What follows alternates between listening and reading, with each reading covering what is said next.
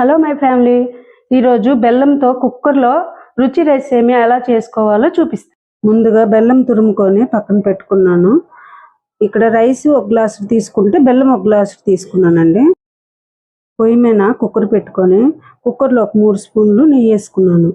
నెయ్యి వేసుకున్న తర్వాత రుచి రైస్ అందులో వేసుకొని బాగా ఫ్రై చేసుకున్నాను. గోల్డ్ బ్రౌన్ కలర్ వచ్చేలాగా ఫ్రై చేసుకున్నాను.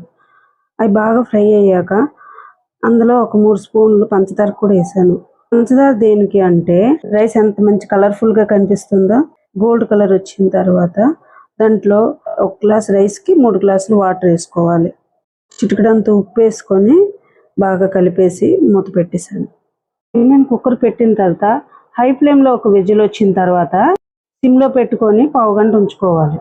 వేసుకున్న గ్లాసుల బియ్యానికి లీటర్ పాలు ఇందులో పోసుకోవాలి. అందులో తురుము పెట్టుకున్న బెల్లం వేసి కలుపుకోవాలి.